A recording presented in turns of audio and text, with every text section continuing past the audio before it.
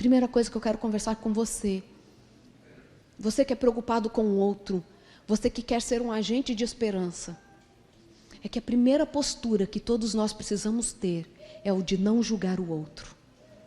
E não tentar descobrir o porquê tentou ou porquê está assim. Porque as questões são muito complexas.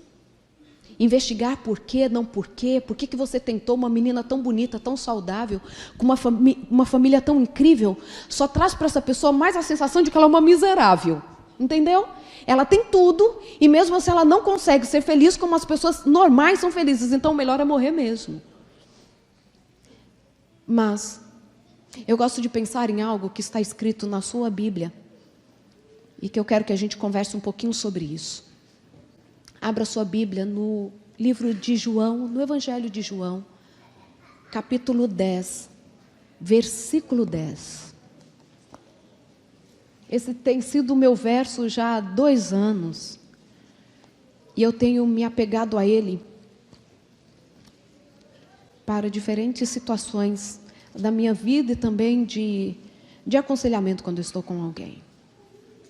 Encontraram no Evangelho de João, o capítulo 10, no versículo 10. Você já conhece? Encontraram? Você pode curvar a sua fronte para falarmos mais uma vez com Deus? Ó Pai querido, é muito bom ter a certeza de que estás conosco. E ao lermos a Tua palavra neste momento, que possamos ter a certeza de estar ouvindo a Tua voz. É o que pedimos e agradecemos em nome de Jesus. Amém. O que está escrito em tua Bíblia aí, na sua Bíblia? O ladrão vem somente para roubar, matar e destruir. Eu vim para que tenham vida e a tenham de que forma? Em abundância. A Bíblia diz que Jesus veio para que eles tivessem o quê? Vida. E vida em abundância. O que significa ter vida em abundância? Muitas vezes a gente confunde, né? Dá a impressão de que ter vida em abundância é passar assim, ó, pela vida sem ter problema nenhum, né? É passar assim, olhar para a gente e falar assim, puxa vida, tudo deu certo.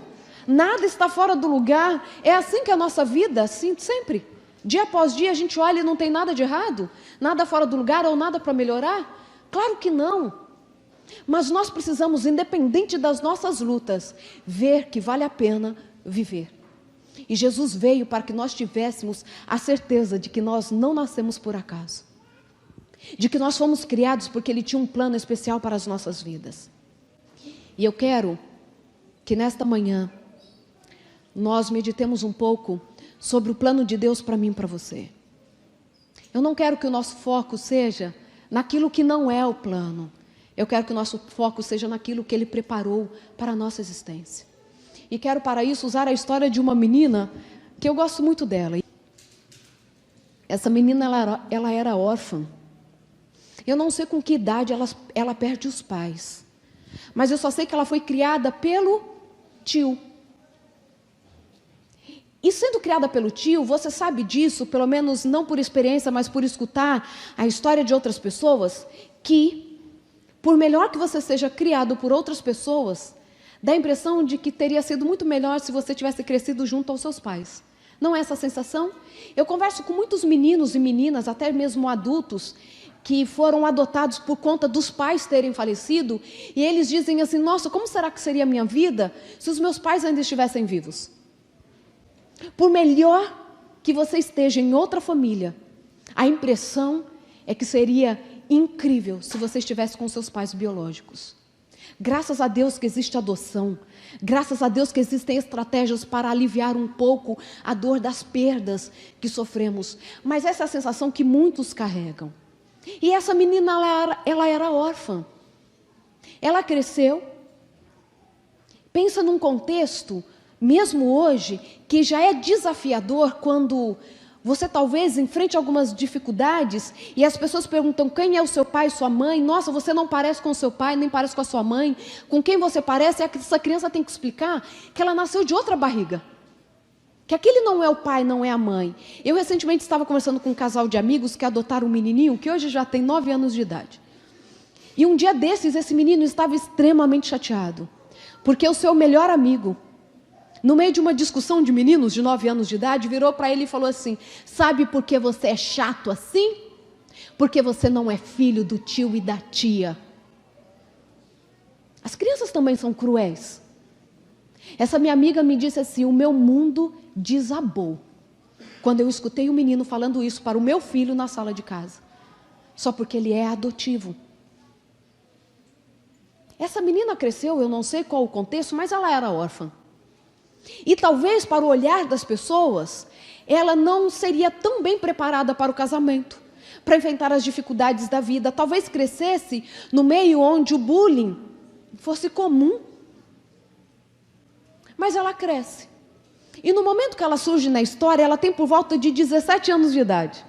E ela aparece no momento crucial, não só da história da vida dela, mas da história do mundo. E você já sabe de quem eu estou falando, né? Da rainha Esther. Eu sou encantada com essa história, porque o que a gente sempre espera, ou pelo menos o que a sociedade espera, é que alguém que talvez tenha passado por traumas ou mesmo dificuldades na infância, tenham ainda mais dificuldades para se adaptar a uma realidade, ou mesmo para se sobressair em uma sociedade. E Esther aparece por volta dos seus 17 anos de idade na nossa história. E ela aparece em meio a um concurso Rainha do Universo, que era mais ou menos isso, né? Vasti tinha acabado mais ou menos 3, 4 anos que Vasti havia perdido o trono, porque ela não aceitou apresentar-se diante do rei Xerxes, naquela grande festa que ele já estava oferecendo há 6 meses. Aquilo foi tomado então como um grande insulto para os homens do reino, e os sábios aconselharam o rei para que Vasti perdesse a sua coroa, porque senão as mulheres do reino poderiam se rebelar. Isso era algo que poderia de fato acontecer, porque o reino de Xerxes era marcado pelo valor à mulher. Sabiam disso? As mulheres tinham voz. É tanto que Vasti estava dando também um banquete para as mulheres. E aquele momento, então, todo mundo ficou com medo do lugar que as mulheres poderiam tomar em casa. Os sábios então falaram assim: olha, rei, é melhor tirar a coroa de Vasti. Vasti então pede a coroa, só que passa 3, 4 anos, Xerxes ficou com saudade de Vasti. E aí os seus sábios, percebendo que ele ia ter uma recaída, correr atrás dela, ajoelhar no pé dela e pedir ela em casamento de novo, eles falam assim: vamos arranjar uma nova rainha. E então surge o concurso para a nova rainha. Todas as mulheres do reino, a gente não sabe como isso aconteceu, mas provavelmente foram convocadas, as mais belas, para se apresentarem. E no meio destas mulheres belas, aparece Esther. E aquela menina órfã, ela vai conquistando todo mundo. Quando ela chega lá, na casa das mulheres, aonde ela receberia o tratamento, abre lá em Esther. Desculpa, pessoal da tradução, eu disse que era só João, né? Para que vocês pudessem ter o texto. Mas Esther está fácil de todo mundo achar aí, ó. Vocês vão para Salmos e depois voltam 2 livros. É isso? Acharam Esther, capítulo 2? Acharam? Estou gostando de escutar as Bíblias. Isso? Todo mundo achou? Então, Esther já está lá na casa das mulheres, sendo preparada para ser uma candidata a rainha, ok? Capítulo 2, versículo 9. Olha só o que está escrito. Vamos começar pelo 8, porque a gente vai pegar o nome de Hegaia no versículo 8. Em se divulgando, pois, o mandado do rei e a sua lei, ao serem ajuntadas muitas moças na cidadela de Suzã, sob as vistas de Hegai, levaram também Esther à casa do rei, sob os cuidados de Hegai, guarda das mulheres. Olha o versículo 9. A moça lhe pareceu formosa e alcançou favor perante ele, pelo que se apressou em dar-lhe os ungüentos e os devidos alimentos, como também 7 jovens escolhidas da casa do rei, e a fez passar com as suas jovens para os melhores aposentos da casa das mulheres. Deixa nesse momento te falar 2 coisas. Primeira delas, Deus pode mudar a nossa história em uma fração de segundos. Eu acredito num Deus assim. Eu acredito num Deus que pega a nossa condição e num segundo Ele pode fazer isso com a nossa história. Esther era menina órfã, desconhecida, 17 anos de idade. Mas de repente ela é levada para o palácio, porque de repente o rei tinha que escolher uma nova rainha. E de repente tem um servo, o homem que cuidava de todas as mulheres que se preparariam para o grande desfile. E quando Hegai olha para ela, não somente a acha formosa, mas ele se agrada dela. Porque todos que conviviam com Esther gostavam dela. Deixa eu te falar uma coisa. Além de Deus mudar as nossas histórias, e Ele pode mudar isso, olha, num piscar de olhos, porque Ele é o Deus poderoso e pode todas as coisas. Eu digo para você, que enfrenta ou enfrentou uma grande dificuldade na sua vida, Deus ainda pode fazer com que as pessoas olhem para você e achem graça em você. Sabe? Nós não podemos e não precisamos seguir talvez a tendência, o que as pessoas imaginam, que aquelas pessoas que sofreram muito na vida precisam viver cabisbaixas, aceitando qualquer coisa para a vida, não tendo sonhos. Não é isso que Deus quer para você. Lembre do início do versículo 10. Quem vem para matar, roubar e destruir? É o inimigo das nossas almas que faz isso, é o diabo. É ele que quer tirar do seu coração sonhos, planos, senso de valor, de amor próprio. Mas ele veio para que tivéssemos vida e a tivéssemos em abundância. Mesmo que você tenha enfrentado grandes dificuldades, Deus tem um plano tremendo para a sua vida. Eu acredito nisso. Eu tenho visto isso. Eu tenho visto mulheres que passaram por situações tão difíceis se reerguerem. Eu vejo homens que talvez tenham perdido tudo e dizerem assim: não, a vida não acabou não, ainda existe esperança, eu ainda posso ser uma boa influência para os outros. Como você quer se comportar? Como você quer levar a sua vida? Eu sei que algumas pessoas enfrentam dificuldades maiores do que outras, e a gente falou um pouquinho disso essa semana, na reunião dos anciãos, né? Algumas pessoas enfrentam lutas que nós nem sequer imaginamos, porque são intensas. E talvez nesta manhã eu esteja dizendo para alguém, que talvez lá dentro da cabeça esteja dizendo assim: doutora, você não conhece a minha história. Você não sabe o que eu já enfrentei na vida. Você não sabe como sorrir é um exercício e um esforço diário. Esses tempos atrás eu estava conversando com uma mulher que aparentemente tinha tudo para ser uma das pessoas mais felizes da vida, sabe?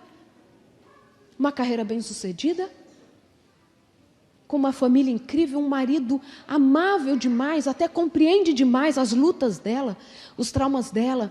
E no meio da nossa conversa ela disse assim: doutora, não adianta, ninguém consegue me convencer de que eu tenho valor.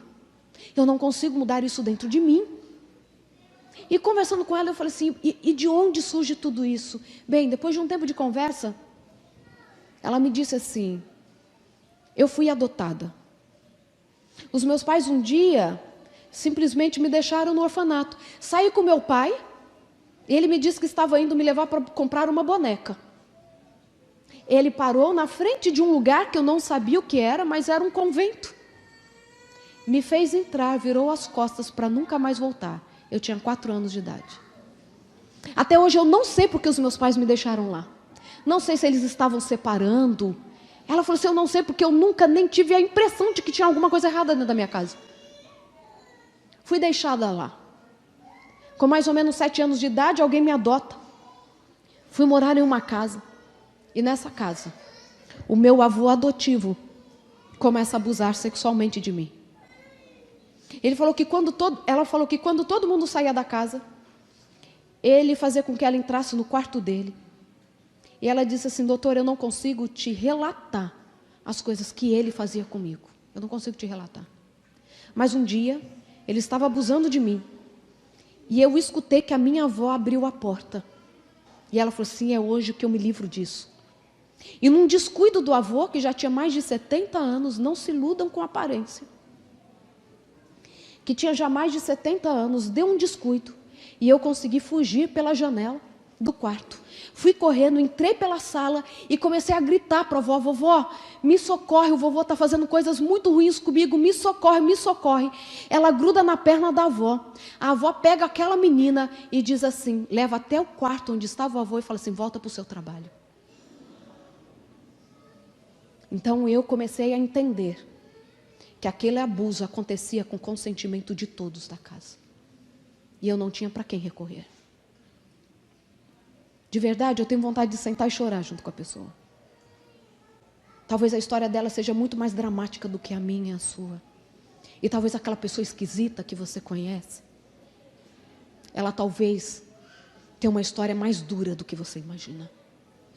Tem pessoas que precisam fazer o exercício do sorriso, porque elas, quando olham para si mesmas, não conseguem enxergar nelas nenhum valor.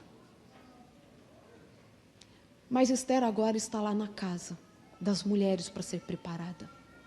E ela consegue achar graça diante de Hegai, tanta que ele pega Esther, dá para ela 7 meninas para cuidar dela, diz para ela tudo que ela tem que levar diante do rei, dá o melhor tratamento. Meninas, eram 6 meses só no banho da mirra, mas outros 6 meses com outros tratamentos de beleza que eu gostaria de passar. Fiquei com inveja de Esther. Gente, olha que coisa incrível. E ela está lá se preparando. E quando depois passa 1 ano desse tratamento, chega a hora de apresentar-se ao rei. E é tão interessante que todas as vezes que Esther está diante de uma pessoa nova, a Bíblia diz que a pessoa se agradou dela. Quando ela se apresenta diante do rei, a Bíblia diz que o rei se agradou de Esther. Porque ela não era só mais um rostinho bonito. Como você não é somente mais um bom profissional.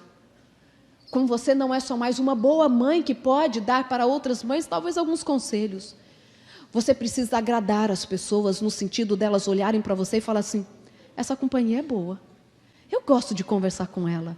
Eu gosto de bater um papo com ele. Se eu tenho alguma dificuldade para chegar lá, olha que forma serena que ele conversa. Deus te convida nessa manhã para ser um agente de transformação. Um agente de esperança, um agente de alívio. Alguém, quando estiver na sua presença, pode só dizer assim: nossa, eu me senti bem estando aqui. Que paz que você me transmitiu. Independente da sua história, você pode ser esse canal. E agora então nós sabemos que Esther é escolhida para rainha. E é tão interessante que no relato, a Bíblia diz que depois que o rei casa com Esther, o que ele faz com as províncias? Ele traz alívio para as províncias. Gente, o rei parou de brigar. O rei parou de querer ir para a guerra. Ele era o rei mais poderoso do mundo. E fala que ele trouxe alívio para 127 províncias que eram dele. Por quê? Porque Esther, uma menina que nesse ponto da história, que nós vamos chegar ao auge da história dela, só tinha por volta de 21 anos de idade, já havia modificado um reino. Por isso que eu te digo, independente da sua origem, existe esperança para você. Independente da sua origem, Deus, Ele tem um plano maravilhoso para realizar em sua vida e por meio da sua vida. Independente da sua história, independente da sua idade, independente se você é homem ou mulher, Deus quer usar você. Mas, da mesma forma que a história de Esther é mudada da noite para o dia, uma menina que sai do anonimato e se transforma em uma rainha, aos 17 anos de idade, quando ela chega então aos seus 22 anos, a história também muda repentinamente. Quando então o homem mais poderoso do reino, depois do rei, Amã, apresenta-se com um plano de morte para todos os judeus. Até aquele momento, Esther não havia dito para ninguém que ela era do povo judeu. Porque o seu tio Mardoqueu havia dito assim: olha, não conte para ninguém a sua origem. Eu não sei porque ele pediu isso para ela. Mas ele disse assim: olha, se não é necessário, não conte. Porque se um dia for necessário, revele. Deixa eu te falar mais uma coisa. Nós temos que saber o momento de falar e o momento de calar. As nossas histórias mais íntimas não devem ser relatadas de qualquer forma para qualquer um. Se você souber de alguém que pode te ajudar naquele aspecto específico da sua vida, recorra-se a ele e conte. Mas sair contando algumas coisas que estão no profundo do nosso coração podem ser uma forma de sermos mais ainda oprimidos pelos outros. Esther aprende que o silêncio também é uma forma poderosa de falar quem somos. Uma das dificuldades que nós temos como seres humanos é saber dosar as nossas palavras, é ou não é? Quando nós prestamos atenção, nós já dissemos o que nós não devíamos dizer. Ou quando já contamos um segredo para alguém que a gente já sabia que depois, como eu costumo falar, né, vai virar pedido de oração. Que não é fofoca, né? Pedido de oração. Eu já falei isso para vocês, crente não fofoca, faz pedido de oração. Então, se você não quer que isso aconteça, não conte. Peça para Deus o domínio sobre as suas palavras. Tanto para falar sobre você, quanto para falar sobre os outros. Se não for para abençoar, limite-se a guardar o que você ouviu. E aí nós estamos lá. Esther está no momento crucial, que agora ela pode morrer juntamente com o seu povo, porque ela ainda nem sabia do plano de morte. O seu primo chama e diz assim: olha, Amã conseguiu um decreto real para que todos os judeus morram num dia específico. E talvez seja para este momento que você foi escolhida rainha. 5 anos já haviam se passado desde que ela tinha se tornado rainha. Talvez seja para este momento que Deus te escolheu rainha. Você entende? Agora eu quero que você pense nisso mesmo. Você entende que Deus te escolheu para momentos específicos? Você tem essa noção? Deus te escolheu para uma profissão específica, para uma igreja específica, uma comunidade específica, porque vai chegar um momento que você vai precisar ser mais útil ainda. Você tem esse senso de missão? Esse senso de influência? Porque nós estamos o tempo todo influenciando as pessoas, mesmo quando a gente não sabe, né? O Itanel estava falando um pouco disso na classe. Às vezes a gente não consegue sair e falar, mas a forma de nós nos comportarmos, isso pode fazer muita diferença na vida dos outros. Agora eu me lembro de uma ocasião, quando eu ainda fazia a graduação em psicologia, há muitos anos atrás, quase 20 anos atrás. Acho que você nem tinha nascido ainda, Ana. Acho que não. Nos meus 2 últimos anos da faculdade, eu fui morar numa casa dos fundos de um casal, aluguei uma casa. Eu morava em Assis, aluguei, sabe edícula? É um termo que vocês conhecem no Brasil? A casa da frente, eu morava na casa do fundo, toda murada, né? Eu tinha um corredor que eu ia para a minha casa do fundo e a casa dos donos era exatamente na frente. Então, os fundos da casa deles tinham um muro que dividia da minha. Entendem a ideia? Morei lá 2 anos.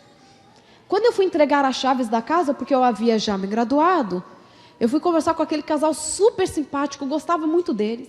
De vez em quando os convidava para uma programação especial, eles nunca podiam ir comigo a uma programação da igreja. E fui lá devolver as chaves. E eu falei assim: olha, muito obrigada por ter morado aqui, tal, por vocês terem alugado a casa de vocês. Levei um livro para eles em agradecimento. E aí eu falei assim: vou sentir falta de vocês. Aí a dona da casa, a dona Zenaide, não esqueço dela. E ela disse assim para mim: ah, menina, nós aqui vamos sentir a sua falta. Eu falei assim: por quê? Eu entrava e estudava dia, tarde e noite na faculdade, manhã, tarde e noite. Ela falou assim: mas como que ela vai sentir minha falta? E ela falou assim: olha, porque toda sexta-feira, quando a gente via assim, ó, que estava escurecendo, se eu estivesse em casa, meu marido, e quantas vezes com visita em casa, nós pegávamos todas as nossas cadeiras, encostávamos no muro para escutar você cantar. Eu falei assim: ah, se eu soubesse eu tinha ensaiado, eu não tinha cantado, né? Como eu morava sozinha, chegava na hora do pôr do sol, eu ficava assim 1, 2 horas cantando. Cantando não, acho que eu esgoelava, eu não sei o que era que eu fazia. E ela falava assim: um dia estavam todos os meus irmãos em casa, eu falei assim: gente, é sexta, está escurecendo. Vamos todo mundo para o muro. E ninguém sabia o porquê que tinha que ir para o muro. Aí ela falou assim, tem uma música que você canta, que a gente fica torcendo para você cantar ela toda sexta-feira. Deve ser a menos desafinada. Aí ela falou assim, um dia eu quero conhecer a sua igreja. E eu falo assim, gente, aquilo me impactou de uma forma, eu falei assim, puxa, eu podia ter feito mais. Eu podia ter influenciado mais, porque a gente influencia mesmo sem saber que a gente está influenciando. E aí aquela menina estava ali. Agora o seu povo havia recebido um decreto de morte. E Esther então pede para que o seu tio convoque todos os judeus para 3 dias de oração e jejum, porque ela se apresentaria ao rei. E é tão interessante que quando ela chega diante do rei para revelar o plano de morte que a mãe havia colocado sobre o seu povo, a gente sabe que ela faz 3 banquetes, né? Porque os banquetes eram uma marca no reino de Artaxerxes. Sabe por quê? Tudo eles comemoravam com festa. Tudo tinha a ver com comida, como a gente até hoje, né?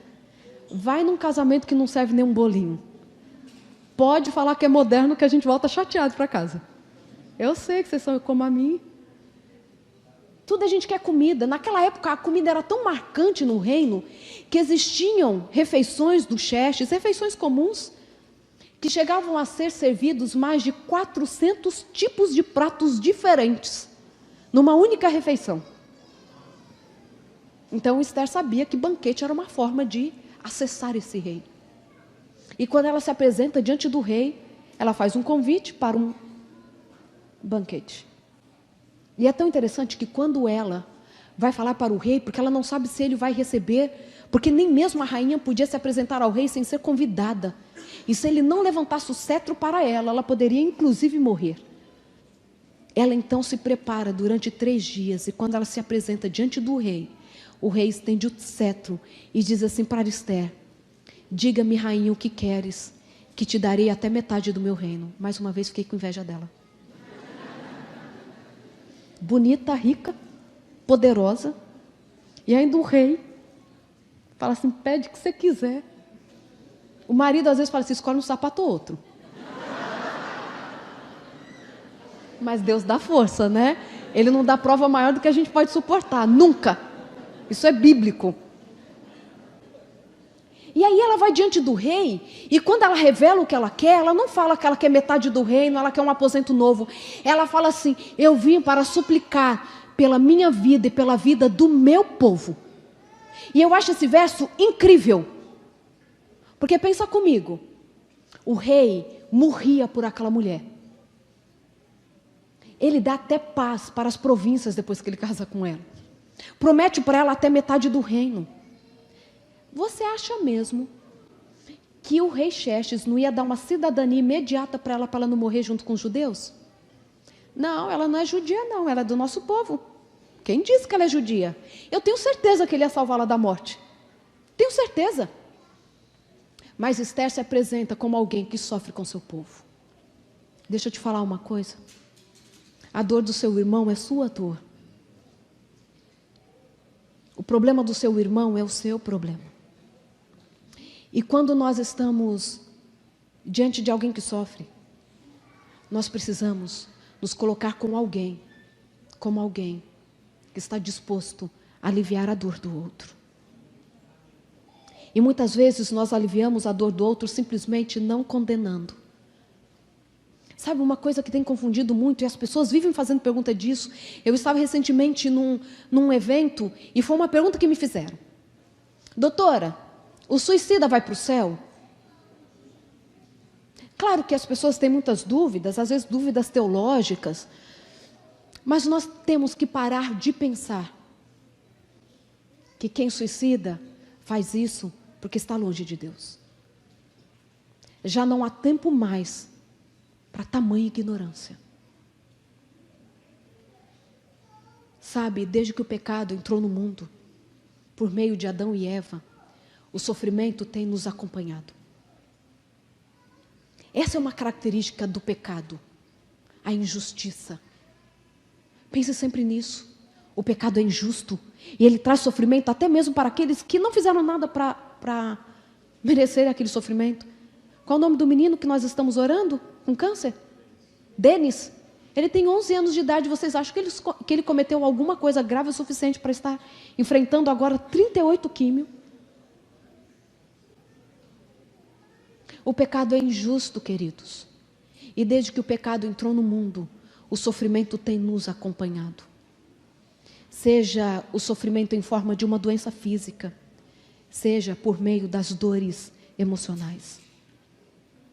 Mas eu louvo a Deus que para cada dor, Deus envia uma estratégia.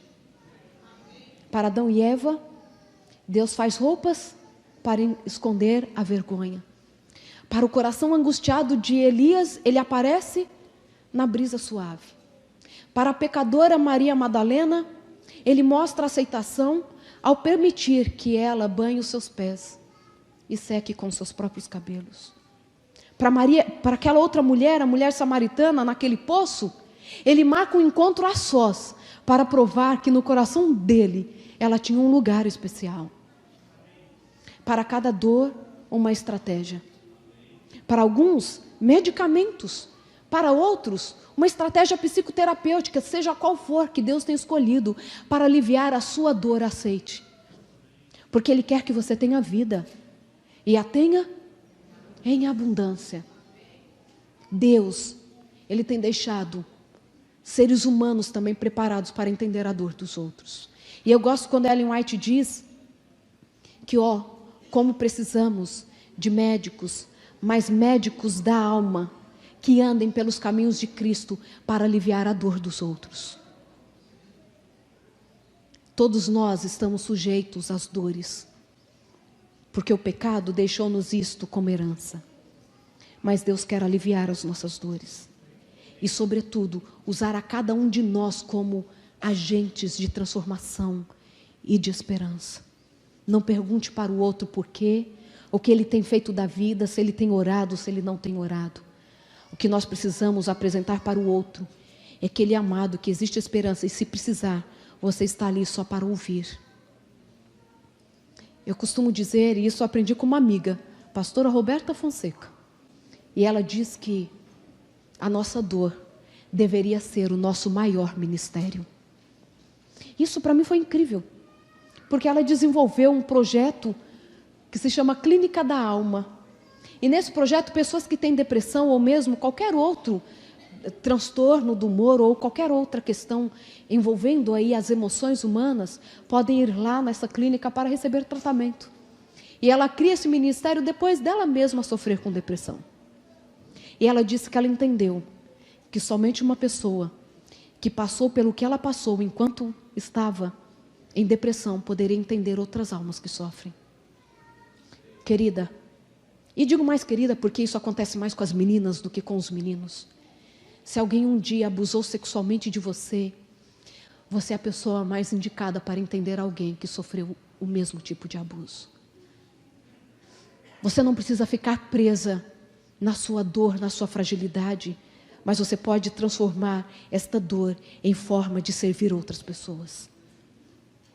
Porque nós nos fortalecemos quando estamos ajudando a outros.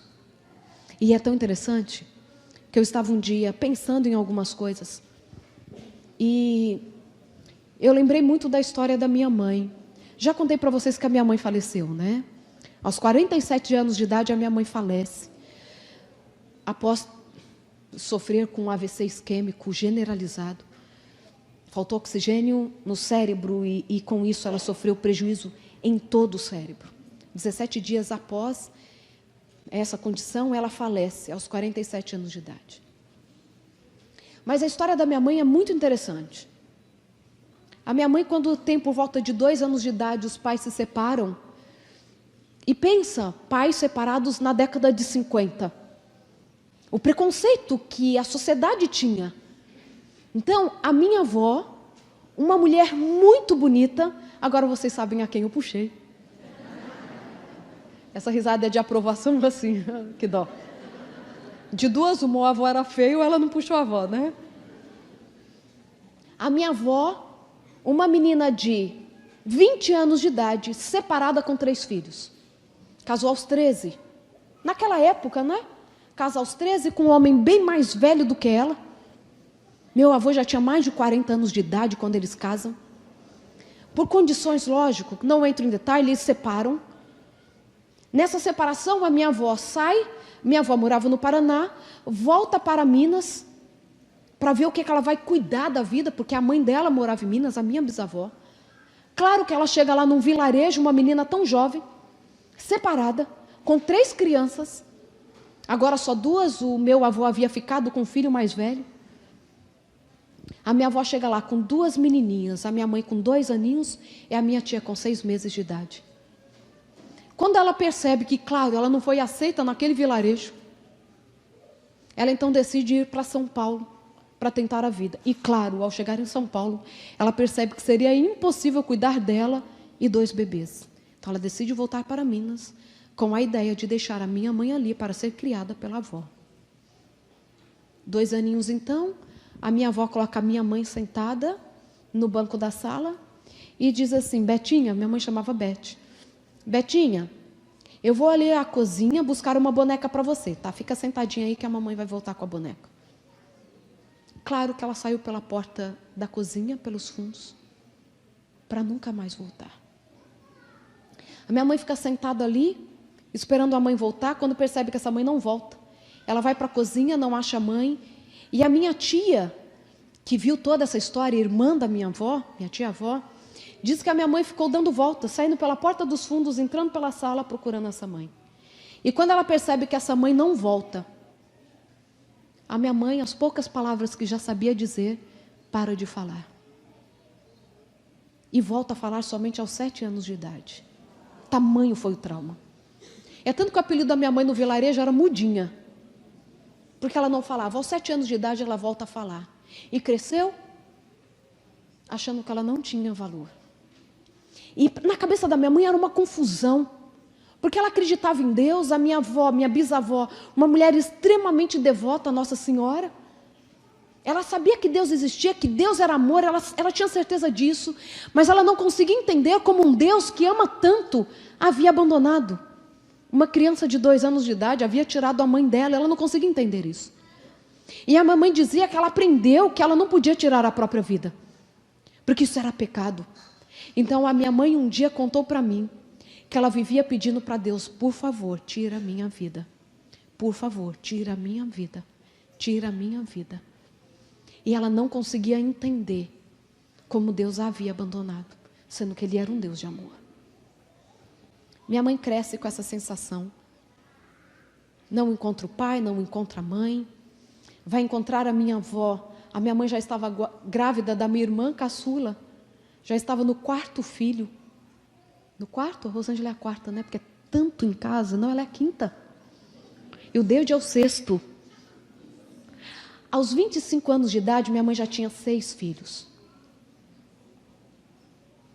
E aí, quando a minha mãe está grávida de mim, angustiada, porque eu não conhecia o pai, não conhecia a mãe, confusa com essa ideia do cuidado de Deus e ao mesmo tempo abandonou, ela está bem cedinho lá em São Paulo. Sou ZL, viu? Zona Leste de São Paulo. Nem todo mundo é perfeito. É que o pastor falou que é nós, né? Minha mãe está lá, colocando roupa no varal. Era umas 6 horas da manhã. E ela está nessa angústia. E ela escuta alguém no portão e fala assim: moça, psiu, psiu. A casa era bem assim nos fundos. E ela olha para o portão e vê uma moça mais ou menos da idade dela chamando no portão. Aí ela diz assim: gente, será que ela está precisando de alguma coisa, né? Ainda estava meio escuro. Aí ela foi correndo para abrir o portão para saber se aquela moça precisava entrar. São Paulo, Zona Leste. Adoro Zona Leste, estive lá recentemente, tá? Para alguém não achar que eu tenho preconceito, adoro lá. É sério. E aí, a minha mãe vai ao portão e diz assim: você está precisando de alguma coisa? Nunca tinha visto aquela moça. E a moça diz assim: não, eu só vim aqui para te fazer um convite. Você quer ir à igreja comigo amanhã? Se você quiser ir, olha, eu moro na rua tal, número tal, que dava algumas quadras da casa da minha mãe. Se você quiser ir à igreja amanhã, é só você aparecer lá na minha casa por volta das 8h30 que a gente vai à igreja junto. Você me promete que vai? Minha mãe falou assim: prometo. Claro que a minha mãe não ia. Minha mãe tinha horror a crente. Ela já percebeu que era coisa de crente. Que quem é o doido que vai na igreja de sábado pela manhã? Minha mãe falou, isso só deve ser de alguma igreja, meio pancada da cabeça, porque assim, sábado de manhã eu vou para uma igreja. Óbvio que ela não ia. Ela só falou que ia para que a moça fosse embora. E ela, de fato, esqueceu daquele convite. À noite, no que a minha mãe dorme, ela tem um sonho. E nesse sonho estavam a minha mãe, o meu pai e aquela moça.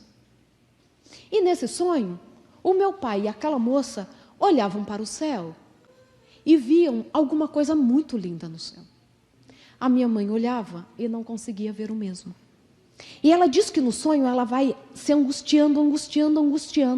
E ela vira para aquela moça e fala assim, o que vocês estão vendo no céu? A moça vira para ela e diz assim, você não está enxergando, Beth? Minha mãe diz assim, não, eu não consigo ver. Ela fala assim, mas é tão maravilhoso, é tão intenso e você não enxerga? Ela fala, não, eu não enxergo. Por que será que eu não enxergo? E aquela moça diz assim, você não enxerga porque você não aceitou o convite. 7h da manhã, minha mãe estava na casa da Felícia. Sério. A Regina está aqui de prova porque ela já era nascida na época, porque ela é bem mais velha do que eu. Gente, isso é uma forma de elogiar, porque quem olha imagina que eu sou a mais velha, entendeu? Então eu tenho que marcar para ninguém achar que eu sou a mais velha da família. Minha mãe já estava com a Regina arrumadinha, que tinha 3 para 4 aninhos, com a minha outra irmãzinha de 2 aninhos, a Regiane, ia fazer 2 aninhos ainda, lá na casa da Felícia, 7h da manhã. Felícia escuta alguém batendo palma, era muito cedo, sai para atender e vê aquela moça que ela tinha convidado lá na porta com 2 crianças. Ela fala assim, nossa, já? Minha mãe já manda entrar, serve uma coisa esquisitíssima chamada cevada. Eu acho esquisito até hoje. Graças a Deus que eu descobri que eu sou alérgica a cevada, é sério. Me livrei. Gente, eu não posso, sou alérgica. Minha mãe entra. E sabe por que ela foi? Porque quando lá no sonho, a moça diz assim, você não enxerga porque você não aceita, você não aceitou. A minha mãe vira para a Felícia, que nós sabemos que o nome dela é Felícia, e diz assim, eu aceito o convite. E no que a minha mãe olha novamente para os céus, ela vê a arca de Noé descendo, cheia de anjos, e com Jesus sentado no meio. Naquele sábado ela foi para a igreja, pela manhã. E aconteceu, pastor Jefferson, algo que ninguém que cuida de igreja quer que aconteça, principalmente quem está levando uma visita pela primeira vez. Aconteceu naquele sábado. O pregador faltou. E como o pregador, eles estavam esperando aparecer, o pregador em cima da hora não aparece, o irmãozinho pegou o estudo bíblico, aquele que a gente conhece da capa preta, quem é antigo como eu sabe qual é, e subiu para o púlpito. E no que subiu, ele já subiu pedindo desculpas. Gente, desculpa, o pregador faltou, então eu peguei aqui o estudo bíblico e nós vamos fazer um estudo bíblico hoje. Vocês me acompanham? Todo mundo abre a Bíblia e nós vamos fazer um estudo bíblico hoje sobre a volta de Jesus. A minha mãe nunca havia ouvido dizer sobre volta de Jesus. E por isso que ela sonhou com a arca de Noé, porque era a história bíblica que ela conhecia. E naquele sermão, verso a verso, falando sobre a segunda vinda de Jesus, a minha mãe entendeu que ela havia sonhado com a volta de Jesus.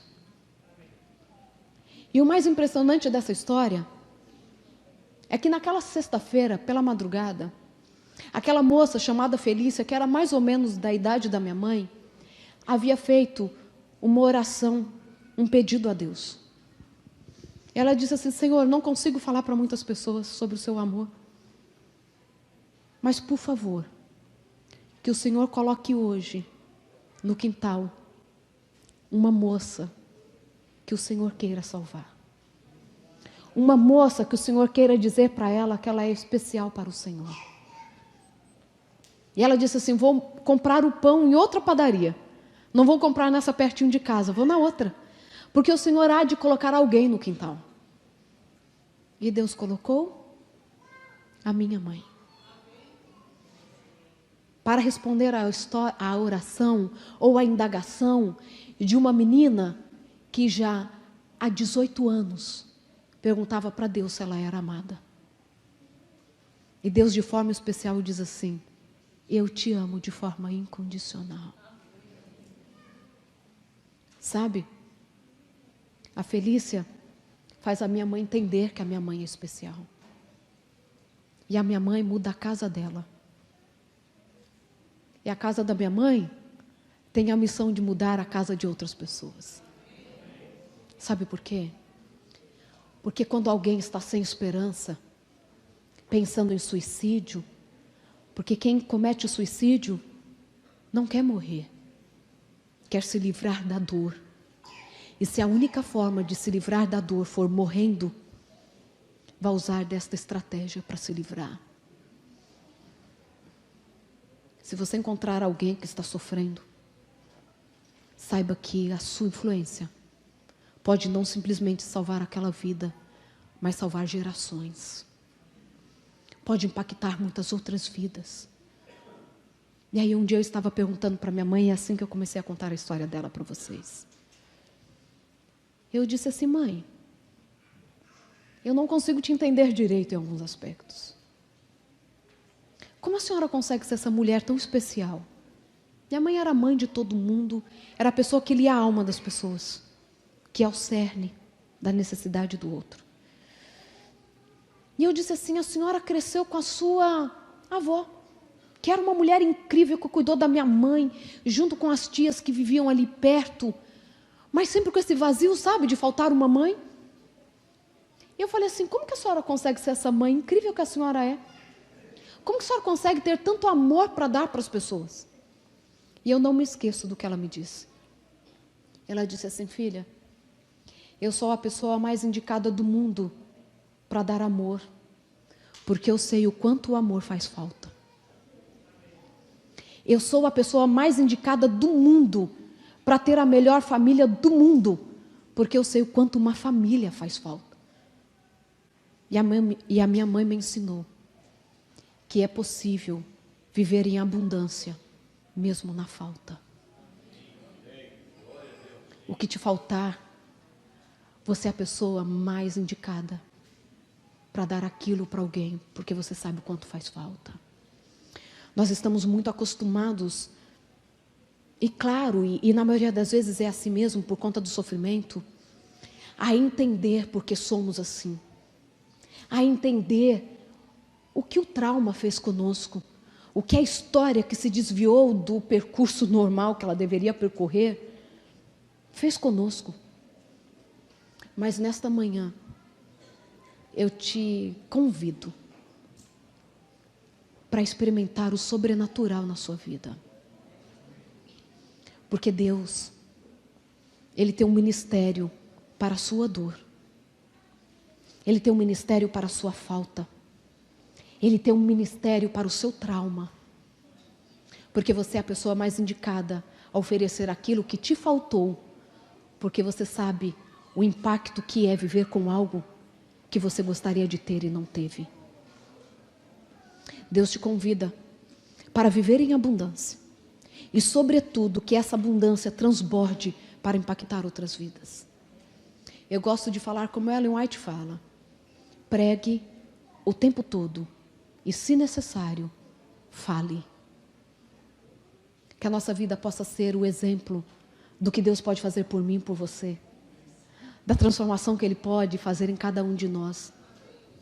Porque se a cada 40 segundos uma pessoa tira a vida no mundo, e na maioria das vezes é um jovem, e para cada pessoa que conseguiu concretizar o suicídio, outras 20 tentaram, nós temos uma missão muito importante. Nós temos que aprender a ler a alma das pessoas.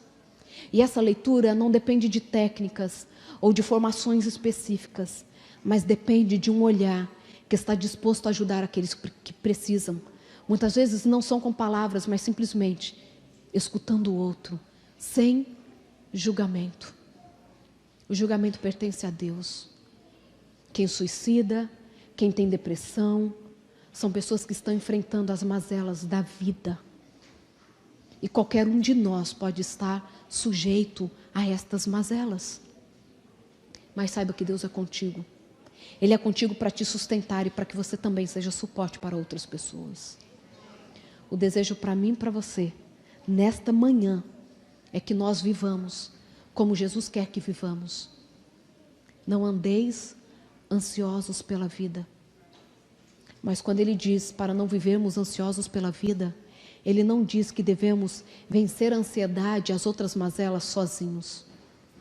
Nós podemos e sempre podemos contar com Ele e com a ajuda de outras pessoas. Que Ele use a mim e a você, hoje e sempre, para que a boa obra que Ele começou em todos nós possa definitivamente ser concluída. E quando Ele voltar nas nuvens dos céus, possamos dizer: esse é o nosso Deus, a quem aguardávamos, para que em sua presença possamos nos regozijar e nos alegrar por toda a eternidade. Esse é o meu desejo e minha oração, hoje e sempre. Amém.